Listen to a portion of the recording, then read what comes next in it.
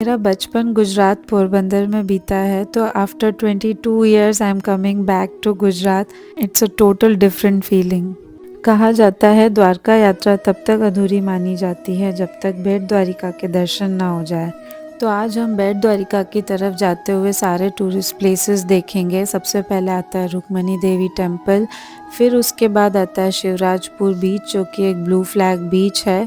इसके बारे में आपको डिटेल में आगे देखने को मिलेगा। इस बीच पर क्या क्या एक्टिविटीज़ होती है और कैसा था ये beach, please check out till the end. अब हम निकलेंगे सुदर्शन सेतु की ओर, जो कि 33 किलोमीटर्स दूर है द्वारका से। सुदर्शन सेतु 2.5 किलोमीटर्स का एक ब्रिज है जो कि बेट द्वारिका आइलैंड को कनेक्ट करता है। तो आप इसकी सारी डिटेल्स देखिएगा। अब हम पहुंचेंगे बेट द्वारिका, श्री कृष्ण की लीलाओं से जुड़ा एक पावन द्वीप। कहा जाता है कि यहीं भगवान श्री कृष्ण का निवास स्थान था और आज भी यहाँ की हवा में भक्ति, शांति और विश्वास बसता है। यहीं पर कृष्ण की सोने की द्वारका कैसी होती थी उसका पूरा एक मंदिर बनाया हुआ है, इसको ज़रूर देखना। फिर यहाँ से थोड़ी दूर आप मकरध्वज टेम्पल देख सकते हैं, जो कि हनुमान जी के पुत्र थे। फिर आप गोपी तालाब जा सकते हैं, जो कि बेट द्वारिका से नागेश्वर ज्योतिर्लिंग के रास्ते में आता है। और नागेश्वर ज्योतिर्लिंग की दिव्य ऊर्जा इस यात्रा को और भी खास बना देती है। इन सब प्लेसेस को देखने के लिए आपको 4 to 5 आवर्स चाहिए मिनिमम। और आप मेरा घेर घूमर का इंस्टाग्राम पेज ज़रूर चेक कीजिएगा। द्वारका बिल्कुल साउथ वेस्ट एंड पर आता है गुजरात के और दोनों तरफ बीचेस से घिरा हुआ है। तो द्वारका आते हो तो यह पूरा एक जो लैंड है, इस साइड भी इसकी तरफ बीच है। तो हम अहमदाबाद से डायरेक्टली द्वारका आए थे। द्वारका पहुंचकर हम सबसे पहले अपने स्टे पर आए, हमने चेक इन किया। यहाँ पर सुबह द्वारकाधीश टेम्पल बंद हो गया था क्योंकि उनका 1 से 5 क्लोजिंग टाइम रहता है और यही टाइम बेट द्वारिका का भी होता है। 1 to 4:30 वो बंद रहता है, तभी खुलता है। तो हम दोनों तरफ दर्शन नहीं कर पाए। तो हम यहाँ पर पहले बाहर आए गोमती नदी पार करके और हमने यहाँ पे फ़ोटोज़ खिंचवाए। फिर हम चेंज करके अब हम निकल रहे हैं रुक्मणी देवी टेम्पल के लिए। ये सब देखते देखते हम बेट द्वारिका 4:30 तक पहुँच जाएंगे। रुक्मणी देवी टेम्पल है ये, वहाँ से कुछ 3-4 किलोमीटर दूर है द्वारका से, ज़्यादा दूर भी नहीं है। हम रुक्मणी देवी टेम्पल बोलते हैं, बट यहाँ के लोग रुक्ष्मणी देवी बोलते हैं इन्हें। इस मंदिर की पूरी स्टोरी यहीं के पंडित जी ने माइक पर बताई थी अंदर जाकर, तो आप वीडियो पर बने रहिए। जब हम पहुँचे करीब 4 बजे तो उनके भोग का टाइम था, तो काफ़ी लोगों को रोक रखा था। माता जी है, रुक्मणी माता जी है। अंदर फोटोग्राफी अलाउड नहीं है, इसलिए ये ऐसे रुक्मणी देवी माता जी की प्रतिमा है अंदर, काफ़ी सुंदर है। और आप इनकी स्टोरी अब सुनिए। भगवान की जय। द्वारिकाधीश का दर्शन करो तब, और राधा तीर्थ यहाँ माता रुक्मणी दर्शन करो तब। जब आप दोनों दर्शन करो तीर्थ आपकी पूरी होती है। ये भगवान की अष्ट पटरानी में बड़ी रानी साक्षात माता लक्ष्मी। दर्शन करके जब आप यहाँ से नीचे उतरेंगे, सभी यात्री को वहाँ जल का, पानी का प्रसाद पीना। मंदिर का मुख्य प्रसादी जल है, पानी है। इसे जल के कारण माता रुक्मणी भगवान के मंदिर से यहाँ पे दूर अलग है। विवाह करके, शादी करके अपने कुलगुरु दुर्वासा ऋषि को द्वारिका में भोजन का न्योता दिए। जब भगवान कृष्ण माता रुक्मणी दुर्वासा ऋषि को लेकर के द्वारका में आने लगे, आधा रास्ता पार करने पर माता रुक्मणी भगवान कृष्ण दोनों ने जल पिए, पर दुर्वासा ऋषि को जल नहीं पिलाई। ये कारण से क्रोध में, गुस्से में आकर के दुर्वासा ऋषि ने 2 श्राप दिए। पहला श्राप ये दिया कि आप पति पत्नी दोनों का 12 साल का वियोग हो जाएगा, आप दोनों अलग रहेंगे। ये कारण से भगवान द्वारिकाधीश द्वारका में है, माता रुक्मणी यहाँ। और दूसरा श्राप यह दिया कि मुझसे बिना पूछे जल पिए, द्वारिकाधीश आपका द्वारका भूमि में सब कुछ मिलेगा, पर मेरा ये श्राप रहेगा, भूमि में पीने योग्य जल पानी नहीं मिलेगा। द्वारका का पानी खारा, नमक वाला, नमकीन हो गया। आज भी भूमि में कुआं करो, बोरिंग करो, हैंडपंप लगाओ, जमीन के नीचे से खारा पानी निकलता है। और यहाँ इसी मंदिर में आने वाले यात्री अपने पितरों के लिए पानी का, जल का दान भी करते हैं। हम अपने पितरों निमित्त तीर्थ के अंदर 3 चीजें अपने पितरों को देते हैं। जो है पिंड, पानी और श्राद्ध, जिसमें से श्राद्ध करने के लिए भारत भर में एक जगह वो बिहार के अंदर गया जी, जहाँ सर्व पितरों का श्राद्ध होता है। तो ब्रह्म कपाल पिंड दान के लिए बद्रीनाथ में अलकनंदा घाट में जाते हैं। तो मोक्ष द्वारिका धाम ये एकमात्र माता रुक्मणी मंदिर जहाँ जल का पानी का दान होता है। यहाँ जो पीने का मीठा पानी है वो 20-25 किलोमीटर दूर से ट्रक टैंकर से खरीद के ये मंदिर में आता है। जिसमें से इच्छा हो कि अपने घर में से, परिवार में से, कुटुंब में से जो अपने पीछे सातों पीढ़ियों में चल बसे उन समस्त पूर्वज व पितरों निमित्त हम एक दिन के लिए जल का दान करें कि सुबह से लेके शाम तक अपने परिवार के नाम से पानी पीवे, जिसमें गाय, माता, पशु, पंछी, साधु, सन्यासी और रोज के आने वाले हजारों यात्री जल पीवे। वो एक टैंकर का 1000 रुपया खर्च लगता है। कोई आधे दिन के नाम से जल का दान करते हैं, उसका 500 रुपया लगता है। कोई छोटे व्यक्ति भी आवे, कोई आखिरी का 21 कड़ा जल के लिए दान करे, उसका 200 रुपया लगे। वो भी आप यात्री को दर्शन करने के बाद में आपका इच्छा हो कि जीवन भर हम कहीं भी गए हर जगह अपने लिए लगाए, तीर्थ में अपने पूर्वज, अपने पितरों निमित्त जल के लिए दान करना हो तो दर्शन के बाद अंदर काउंटर के ऊपर जल का दान होता है। उसमें माता का कुमकुम मिले, प्रसाद मिले, समस्त जो जल पीवे उसका पुण्य अपने पितरों को मिले। दर्शन करके जब आप नीचे उतरेंगे सबको वहां से जल प्रसाद देना, मंदिर का एक परिक्रमा घूमना, तीर्थ आपकी पूरी होती है। अंदर जाना, बाहर निकलना एक ही गेट है। अभी 15 मिनट से मंदिर बंद था, इसलिए अभी अभी जो आए पीछे की साइड में जो है वो शांति से रुक जाना, आगे वाले को चलने देना। जितने आप खड़े हैं 15 मिनट लगेगा, ये परिसर खाली हो जाएगा। लगभग सभी दर्शन करके बाहर भी निकल जाएंगे, इसलिए धक्का लगा के आने का काम नहीं करना। बोलो रुक्मणी माता की। रुक्मणी देवी माता खुद लक्ष्मी जी का स्वरूप थी और द्वारकाधीश तो थे ही विष्णु भगवान। यहाँ ऐसे जल दान होता है, तो ये जल पिलाते हैं प्रसाद में। नक्काशी कितनी अच्छी हो रही है। तो यहाँ पे जल दान का महत्व है, तो हमने भी पैसे दिए। 200 रुपये में 21 घड़े, 500 में आधा टैंक और 1000 में फुल टैंक। 25 किलोमीटर दूर से आता है और हमें भी प्रसाद में जल ही दिया।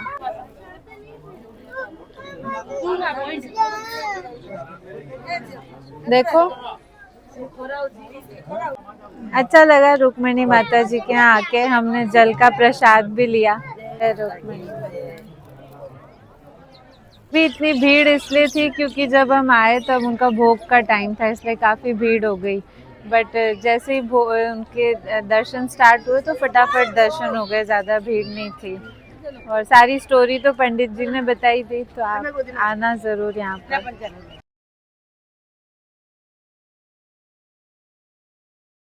अब हम शिवराजपुर बीच की तरफ जाएंगे, जो कि अराउंड 12 किलोमीटर्स दूर है रुक्मणी देवी टेम्पल से। ये एक ब्लू फ्लैग बीच है। ये ब्लू फ्लैग बीच तो मुझे कहीं से भी नहीं लग रहा है, इतनी गंदगी है यहाँ पर। नॉर्मल बीच से भी ज़्यादा गंदगी है। चौपाटी है पूरा।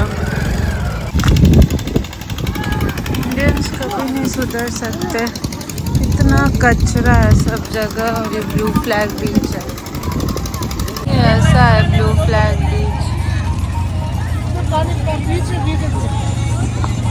गूगल पे ब्लू फ्लैग बीच का टैग दिया हुआ है, बट ये ब्लू फ्लैग बीच बिल्कुल नहीं लग रहा है।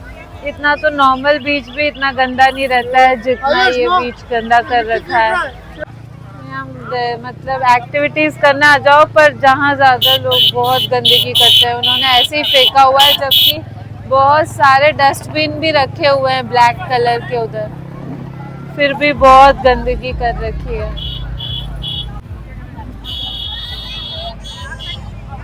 तो पानी इतना गहरा दिख रहा है, बिल्कुल ऐसे स्टीप जा रहा है। अच्छा है। एकदम पे कचरा देखो भाई, इतना गंदा कर रखा है। हाँ, ब्लू फ्लैग बीच तो किसी भी हिसाब से नहीं है। कैमल्स भी हैं, कैमल राइड कर लो। एक जाते वक्त ही टाटा केमिकल्स की बहुत बड़ी फैक्ट्री है। अब हम यहाँ से डायरेक्टली जाएंगे बेट द्वारिका। वो है कुछ यहाँ से 20-21 किलोमीटर्स दूर। द्वारका से डायरेक्टली जाओ बेट द्वारिका तो 33 किलोमीटर्स दूर है। बेट द्वारिका एक आइलैंड है जिसके चारों तरफ समुद्र है। तो पहले तो हम ऐसे बोट से जाया करते थे जब हम छोटे थे। मैं वहाँ पे रही हुई हूँ गुजरात। तो हम वापस इसीलिए आए ताकि हम हमारी चाइल्डहुड मेमोरीज रिलिव कर सकें। हम उतरेंगे यहाँ पर। हम बेट द्वारिका आ गए। हम बचपन में गुजरात में ही रहते थे, पोरबंदर। तो हम यहाँ बहुत आते थे, तब हम बोट से आते थे। आज ये सुदर्शन सेतु बन गया है यहाँ पर, जिससे अब आराम से आइलैंड पे जा सकते हैं। भेंट आइलैंड बोलते हैं इसको। यहाँ पे सुदामा जी ने कृष्ण भगवान को भेंट दी थी चावल, इसलिए इसको भेंट द्वारिका बोलते हैं। सब ऐसे भेंट द्वारिका बोलते हैं, ऐसे नहीं, वो भेंट द्वारिका है। तो अब इन्हें हम दिखाने आए गुजरात इस बार। हम बचपन में कहाँ कहाँ रहे। अब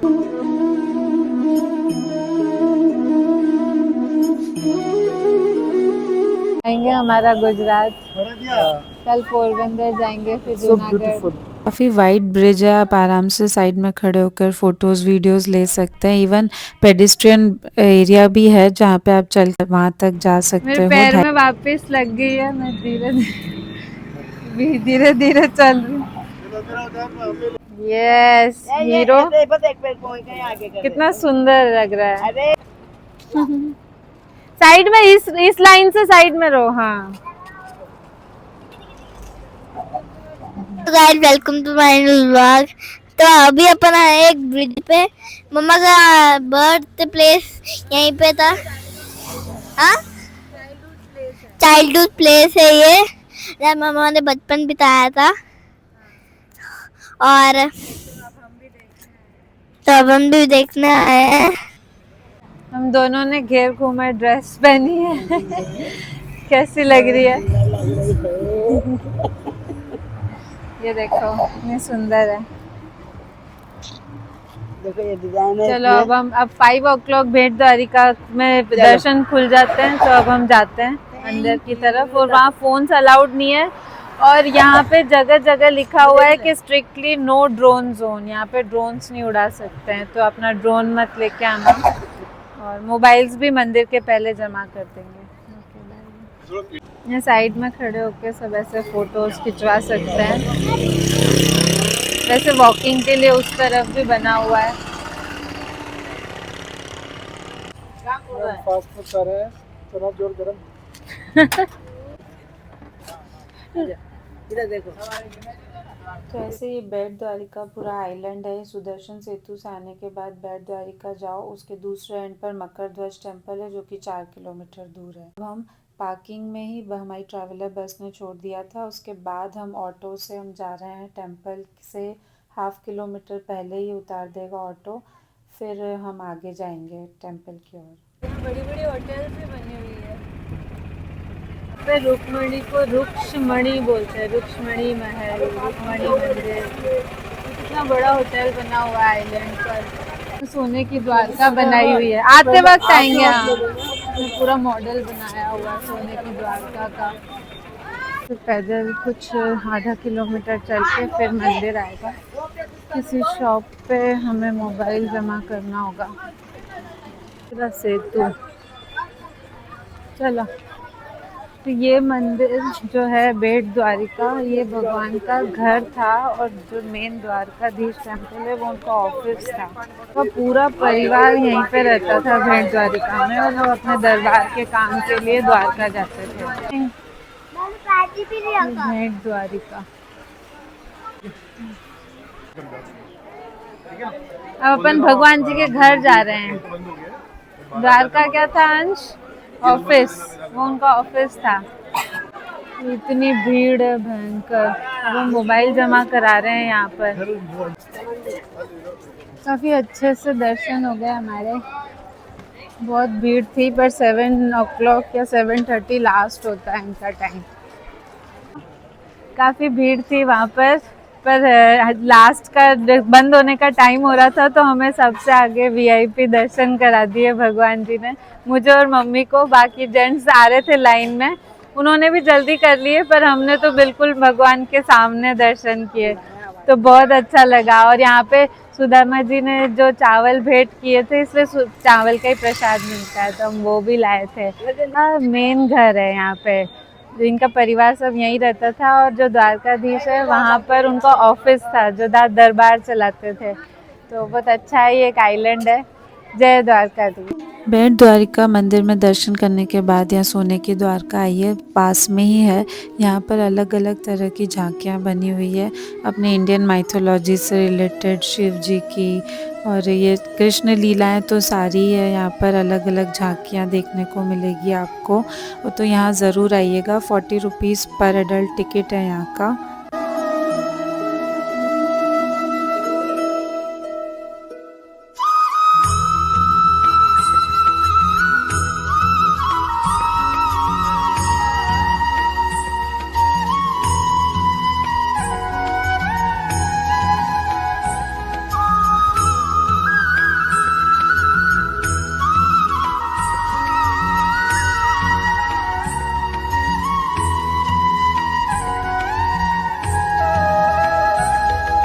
से अभी थोड़ा आगे तक जा रहे हैं, फिर ऑटो से ट्रैवलर तक जाएंगे, जो कि अराउंड 1 किलोमीटर है। फिर यहाँ से हमें नागेश्वर टेम्पल भी जाना है, हम बहुत लेट हो गए। लेट्स सी, बस भगवान दर्शन दे दे। यहीं से आगे थोड़ी दूर आप मकरध्वज टेम्पल जा सकते हैं। मकरध्वज हनुमान जी के पुत्र थे, जो कि पसीने की बूंद से बने थे। यहाँ हनुमान जी की मूर्ति हर साल चावल के दाने के बराबर ज़मीन में धंसती जाती है, और यहाँ पर मकरध्वज और हनुमान जी के बीच में युद्ध भी हुआ था। इसे हनुमान दांडी भी बोलते हैं। तो बेट द्वारिका में द्वारका जी का टेम्पल, मकरध्वज मंदिर और सोने की द्वारका, ये तीनों चीज़ें आप एक ही जगह पर देख लोगे। अब हम जा रहे हैं नागेश्वर टेम्पल की ओर, जहाँ पे बीच में गोपी तालाब भी आएगा। को नो स्मोकिंग की जगह लिखा हुआ है नो सोमकिंग, SOMKING। सुबह से हम घूम रहे हैं, पहले द्वारका टेम्पल गए और अभी यहाँ शाम को डिनर करेंगे, और सुबह सुबह फिर द्वारकाधीश के दर्शन भी करेंगे। दिस इज़ द ब्रोशर, तो आप इन्हें कांटेक्ट कर सकते हैं अपने गुजरात ट्रिप के लिए। नागेश्वर टेम्पल गोपी तालाब से करीब 4-5 किलोमीटर्स दूर है, तो आप वहाँ भी जा सकते हैं। रात काफ़ी हो गई थी, नागेश्वर टेम्पल बंद ना हो जाए इसलिए हम गोपी तालाब देख नहीं पाए, बट मैं आपको थोड़ी बहुत इन्फॉर्मेशन दूंगी उसके बारे में। कहते हैं कि श्री कृष्ण जी की 16,000 गोपियाँ इनसे आखिरी बार यहीं पर मिलने आई थी।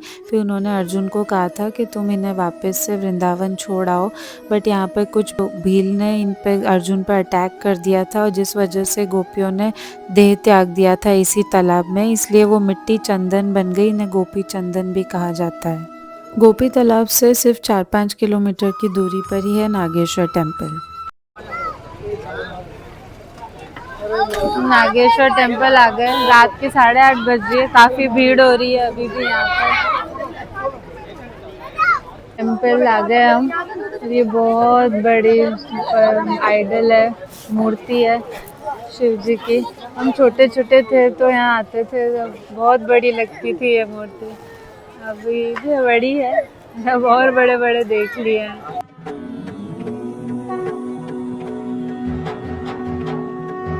हर हर महादेव।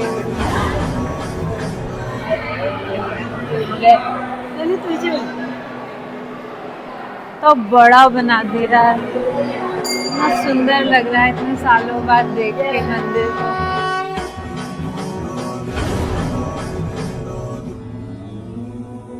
अच्छा सजा दिया है, पहले से तो काफी भव्य हो गया है। यहाँ पे शिवलिंग की नाग नागिन के रूप में पूजा होती है, नाग नागिन के रूप में इनकी पूजा की जाती है।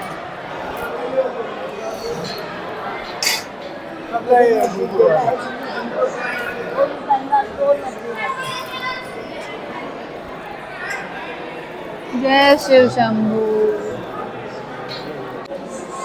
जय शिव शंभू।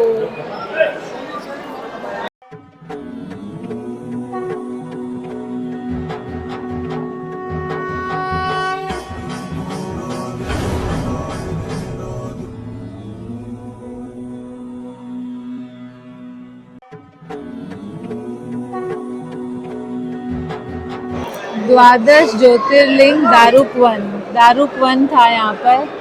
और दारुक नाम के राक्षस को मारा था, इसलिए तो यहाँ पे नागेश्वर ज्योतिर्लिंग बनी। जय नंदी भगवान। अंदर से अच्छा कर दिया, इतना ही बड़ा था पहले भी, बट अब काफ़ी पेंटिंग्स और ऐसे सजा दिया है। त्रिशूल हमारा दोनों का मिला के चौथा ज्योतिर्लिंग कंप्लीट हो गया, और मेरे तो 9 ज्योतिर्लिंग कंप्लीट हो गए, बस 3 ही बाकी हैं। हर महादेव। भगवान की झांकी बना रखी है।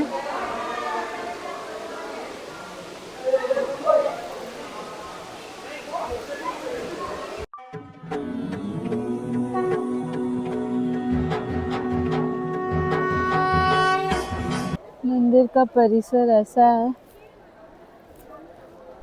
यहाँ से हम एग्जिट कर रहे हैं, सामने जाएंगे फिर। बोलो हर हर महादेव, बोलो जय जय। इतनी जन्म आ गई। हाँ महादेव। मूर्ति कितनी सुंदर है, बहुत बड़ी है। और कहते हैं कि टी सीरीज के गुलशन कुमार ने पूरा मंदिर को बनवाया था, बड़ा बनवाया था। ये मूर्ति भी उन्होंने ही बनवाई थी, वो बहुत बड़े शिव भक्त थे। जब हम छोटे छोटे थे तब ये बन रही थी मूर्ति। मैं उनके फोटोज डालूंगी आपको, देखना। और बहुत अच्छा लगता था आना, जब भी कोई रिलेटिव आता था तो हम उन्हें यहाँ लेके आते थे। हर महादेव, हर महादेव। टूर पे लेके हम बच्चों को। तो ये जो मूर्ति टी सीरीज से गुलशन कुमार ने बनाई है, और ये बहुत ही बड़ी लगती है, कितनी सुंदर मूर्ति है। हमें बहुत अच्छा लगा है आके। हम छोटे छोटे थे तब आते थे रिलेटिव्स के साथ। हर हर हर महादेव। और है ना, ये फॉरेस्ट को दारुक वन बोलते थे। यहाँ की स्टोरी ये थी कि यहाँ का एक दारुक फॉरेस्ट था, इसमें एक दारुक नाम का राक्षस था, जिसको मार के फिर यहाँ पे ज्योतिर्लिंग बनी थी। और यहाँ नागेश्वर मतलब नागों के देवता, तो यहाँ नाग पूजा बहुत होती है, और नाग से रिलेटेड भी पूजा बहुत होती है। तो ये 12वीं ज्योतिर्लिंग है, तो यहाँ पे जरूर आइएगा। हर हर महादेव। भगवान के चरणों में, इधर आ जाओ मम्मी, इधर आओ। भगवान के चरणों में खड़े हैं अपन लोग। अंश देखना, ये भगवान के चरणों में खड़े हैं। सबको हटा दिया। नागेश्वर ज्योतिर्लिंग 12 ज्योतिर्लिंग में से 12वें स्थान पर है। इसको द्वादश ज्योतिर्लिंग भी कहते हैं इसीलिए।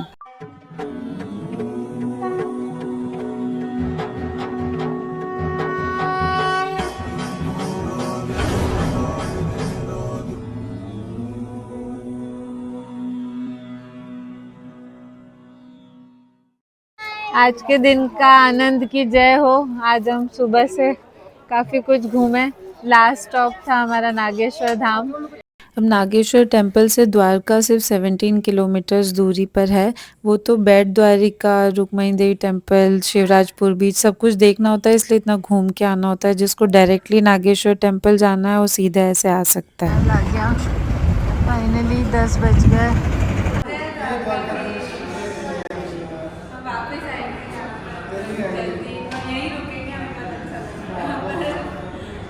आप प्लीज़ प्रीवियस एपिसोड्स भी देखिएगा, और नेक्स्ट एपिसोड्स भी देखना। उसमें हम पोरबंदर, जूनागढ़ और हमारी बचपन की जगह घूमेंगे, और आपको पोरबंदर और जूनागढ़ भी दिखाएंगे। Thank you. Please like, share and subscribe.